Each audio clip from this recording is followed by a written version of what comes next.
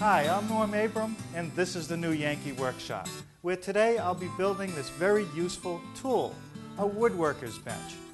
Not long ago, we took a visit to the Hancock Shaker Village, where we saw its ancestor.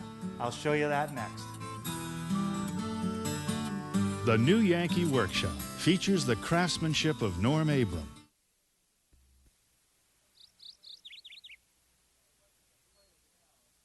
Well, it must have been quite a challenge to figure out behind which door was the right screw or nail that you needed.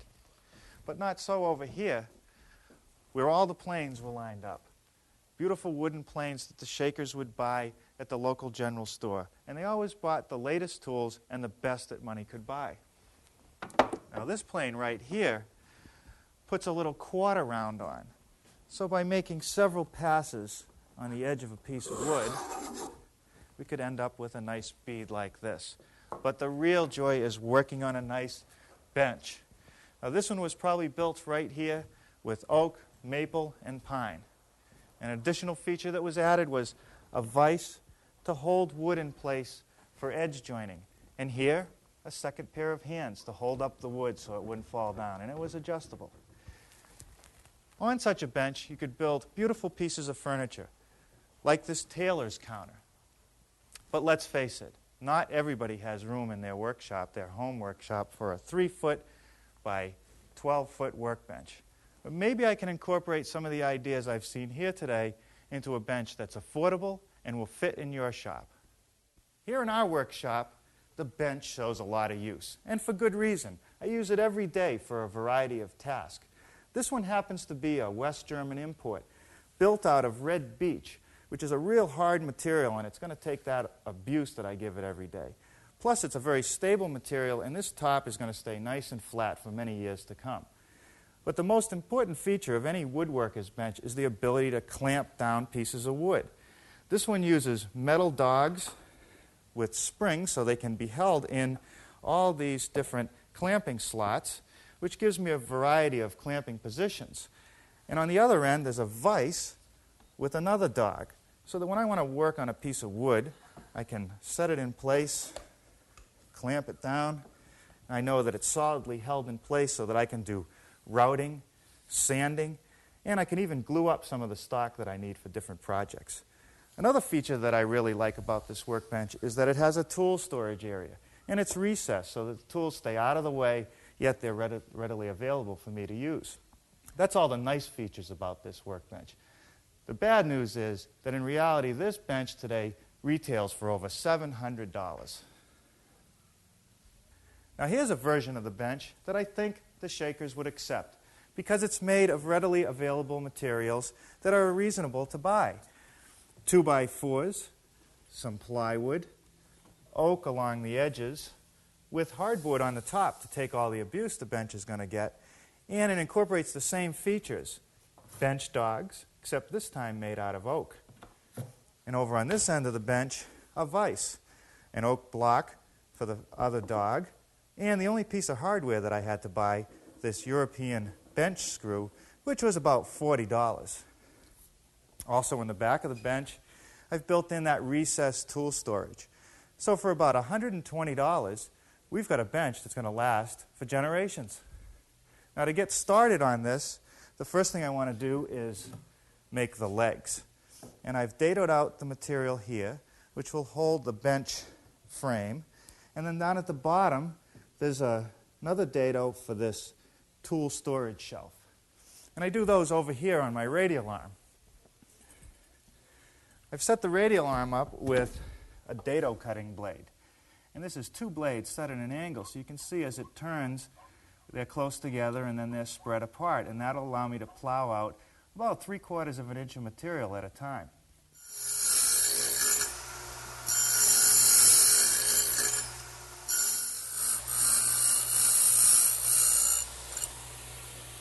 Okay, now let's turn it over and dado out for the shelf.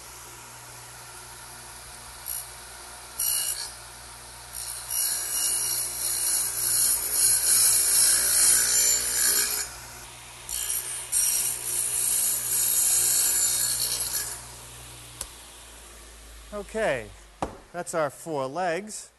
And the next thing I want to do is make a couple of feet.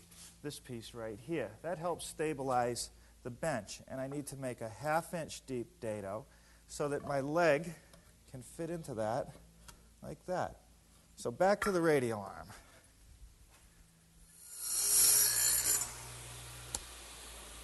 Okay, that takes care of the 2 feet, but I want to knock off this sharp edge by chamfering it so I won't stub my toe as I walk around the bench.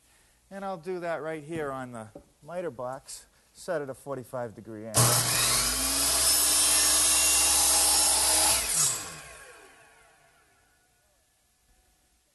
But while I have the dado head set up in the radial arm, I want to make this end piece for my tool storage area.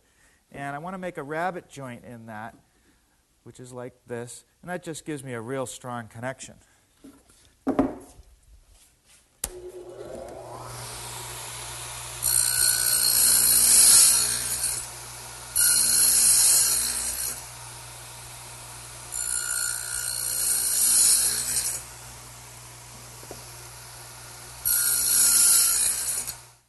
Now with the hardboard removed, and now the plywood, I can give you a closer look at the anatomy of our workbench frame.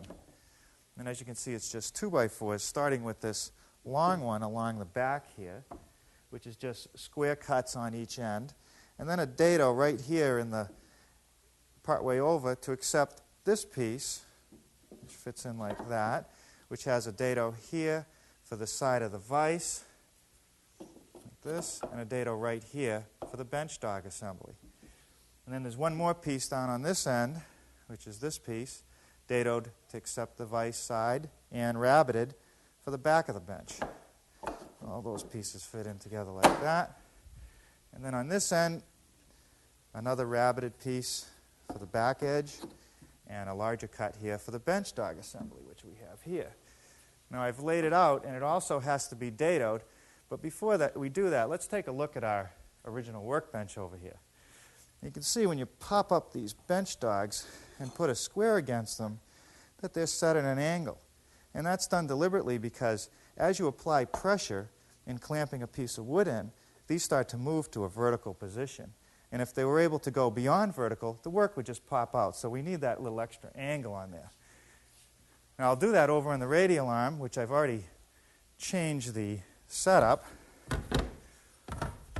And you can see I've swung it over to 4 degrees, and I've set the depth so I remove just a little more than 3/8 of an inch of material, and you can clearly see that these are all cut on an angle.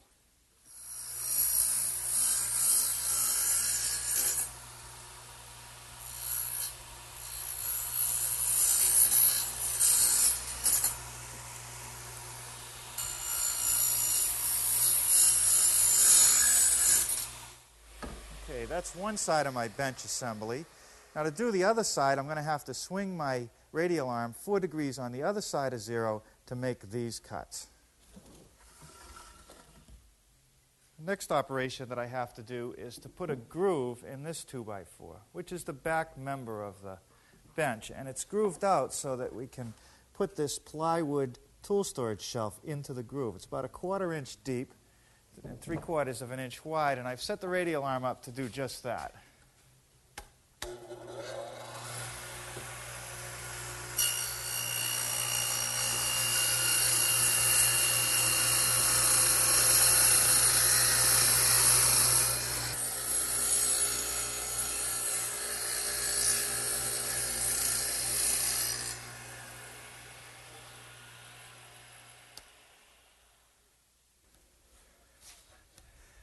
Now notice down here underneath where the shelf is, it's been recessed into the 2x4s. So I need to cut a rabbet, and that is done so I don't see the edge grain of the plywood, and it also makes a much stronger shelf. And I've set up the radial arm to do that operation, and that's next.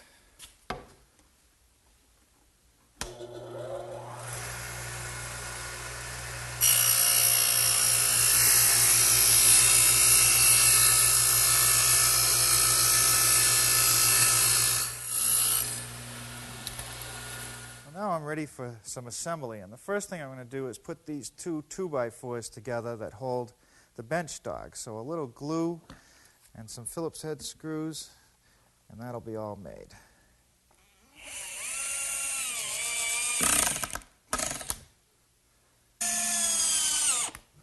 Now with a little glue and some screws, for which I've already pre-drilled and countersunk so that I won't split my pieces, I'm ready to continue assembling the top.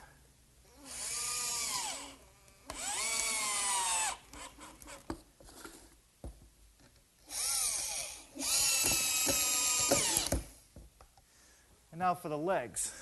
A little more of the same, some glue and some screws to hold them in place. One additional step, before I drive all the screws in, I want to just check these legs, make sure they're nice and square, like that, with a big frame and square, and that'll do the job.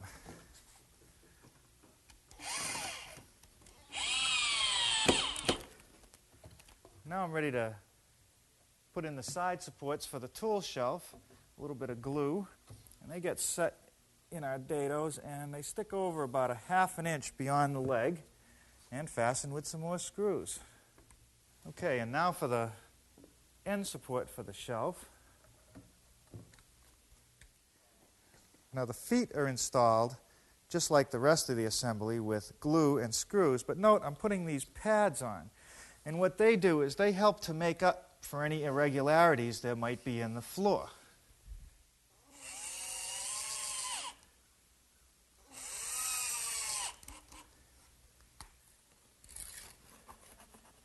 Okay, now here I have a piece of 3/4 inch plywood and a piece of 1/4 inch hardboard, which are for the top of the bench. And I need to cut a slot in both of those pieces for this bench dog assembly here. So I've laid it out 3/4 of an inch wide and about 3'6" long. And I'm going to take the piece of hardboard and screw it to the plywood so that I can cut through both materials at one time.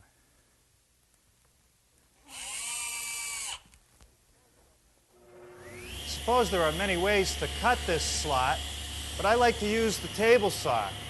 And by using the fence as a guide and slowly plunging the piece over the blade, I can cut out my slot.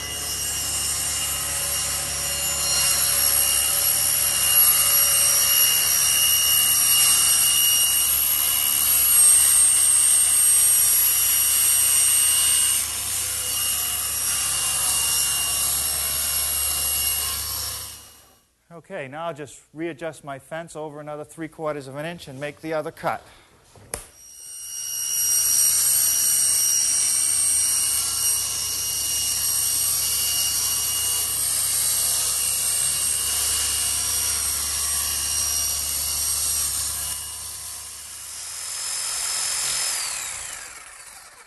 Oh, my electric jigsaw sure makes quick work of finishing up that slot.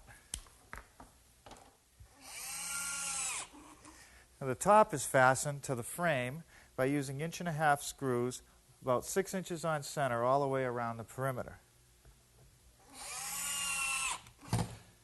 Let's take another look at our completed bench. You'll notice that I've had to cut out part of the top for the vise mechanism. So I've gone over here and done the layout on the hardboard, and I'm going to use my circular saw to take out that material. Hopefully I've laid it out right so I won't cut out any of my 2x4 below or hit any of those screws.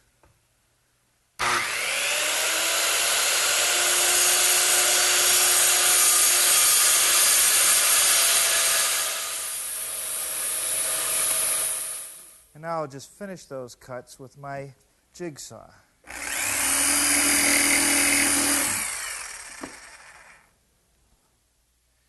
Well, finally, I'm ready to start in with the oak banding.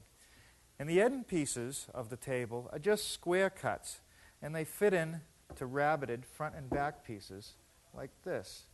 Now, I've laid out the rabbet for the front piece, and I'll cut that over here on the table saw using the dado head and the T-square.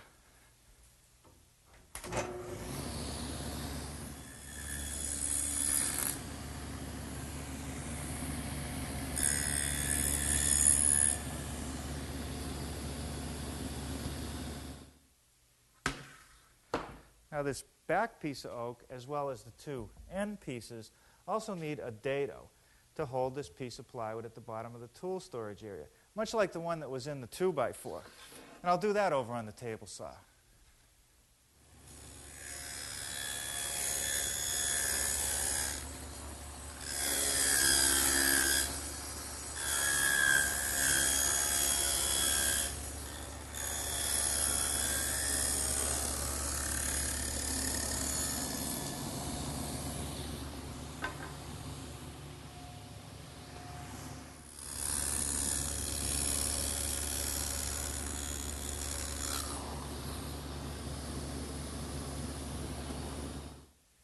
The last two dados that I made are on these pieces.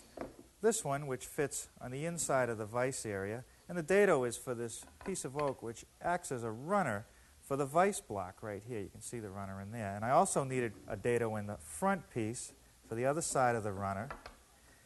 And you see that this block rides back and forth on those two pieces of oak.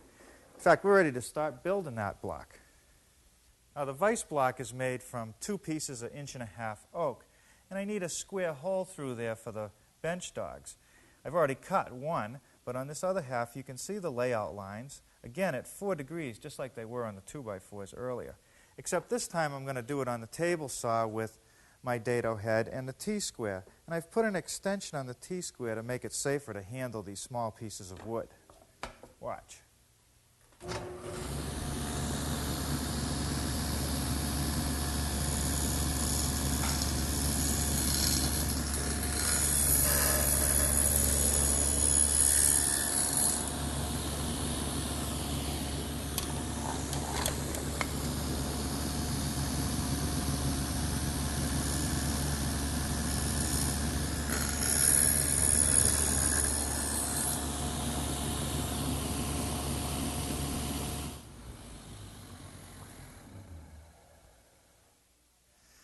Now, the last groove that I have to make is in the side of each piece, and that'll provide a track for the runner to go in.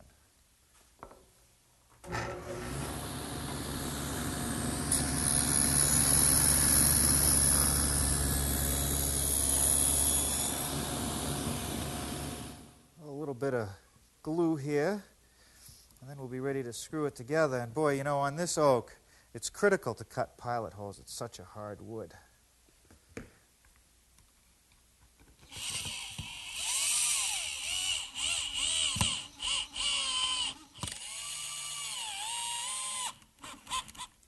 With the runner glued and screwed from the back side, I'm ready to set this piece in place and fasten it to the frame with some screws.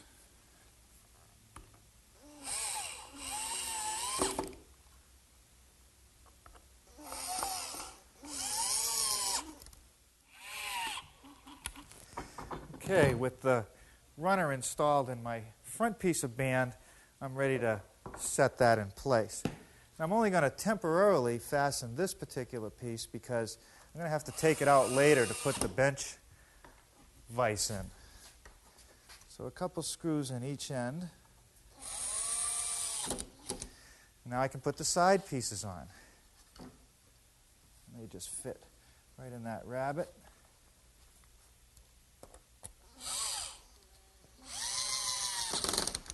Okay.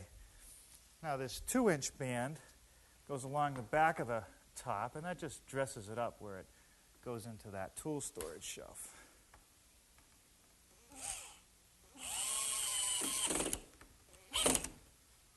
Now I'm ready for the plywood shelf for that tool area, and that fits right into all those dados that I've made. Like that, and then the back piece of oak fits over the outside. And we'll screw that together at each of the corners.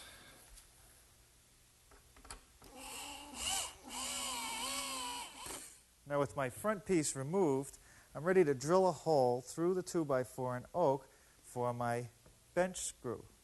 And I'll do that with an 1 3/8 bit, starting from this side and finishing it from the other side.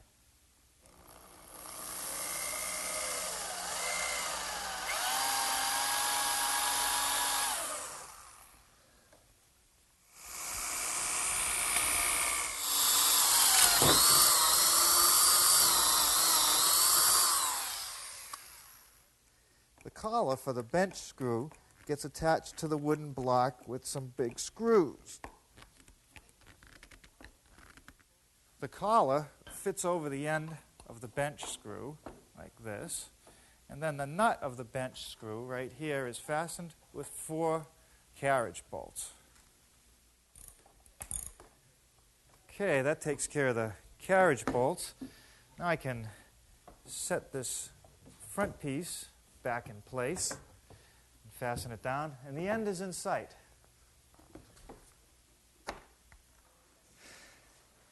Now the bench dogs from the European bench are made out of metal, and I can't really make those here in the shop, but I can sure make them out of wood. And what I've done is taken a piece of oak and cut it out to the approximate shape, and then installed an 1/8-inch piece of oak, which acts like a spring to hold it in place. And the first thing I'm going to do is cut these pieces on the bandsaw.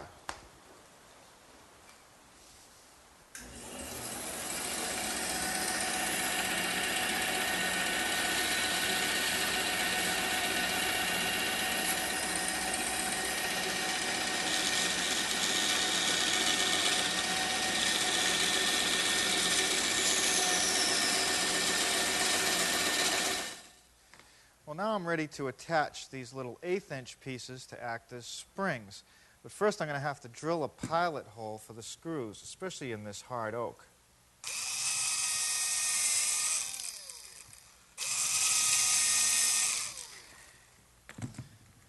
Now just a couple small screws. Now those should work great. Well, let's try our bench dogs. One will go in the various slots along the table, depending on the size of the piece of wood that I'm going to be clamping in here. And let's put it here for now. And the other one will go in the vise, which is the movable part of the system. Now, the tendency of these is that as a piece is clamped, this will push back. So to prevent that, I've cut some additional hardwood blocks at a 4-degree angle, and I'm going to put a little bit of glue on the bottom and put it behind the bench dog, making sure that it's tight up against it, and I'll fasten it in place with a couple screws, and I'll put one behind each location all the way down the line.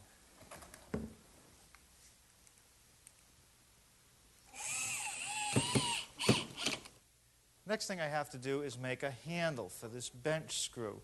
And to do that, I'm going to use some 1-inch dowel stock with these knobs on each end. In fact, these are just knobs I bought at the woodworking store, and a piece of 3/8-inch dowel to connect the knob to the 1-inch stock. The first thing I'm going to do is drill the 3/8 holes in each end of the 1-inch stock.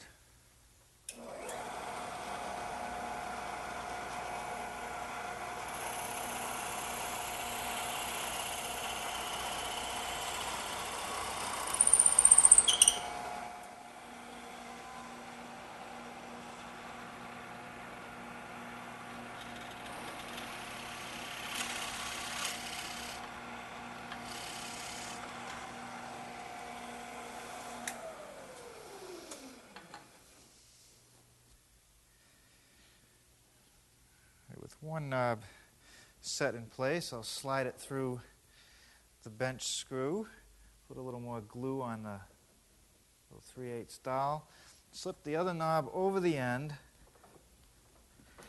and there we have our bench handle. Oh, now here's something I almost forgot to do. Where the bench dogs go into the sliding block, I need to recess them out so that this will go all the way down. Otherwise, whenever I want to have the bench as a perfectly flat surface, they're going to be in the way. So I'll do that by using a brad point bit and a chisel to remove the rest of the material.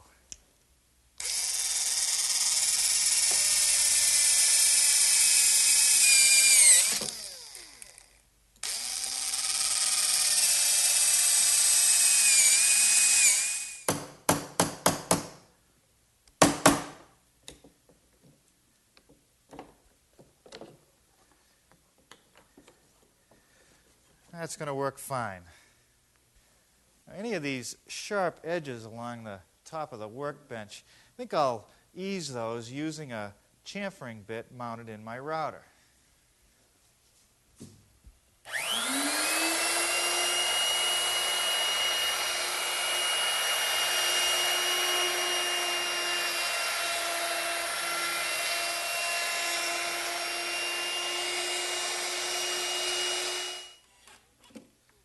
Well, with the final screw in place to hold the bottom shelf in, this bench is ready to go to work.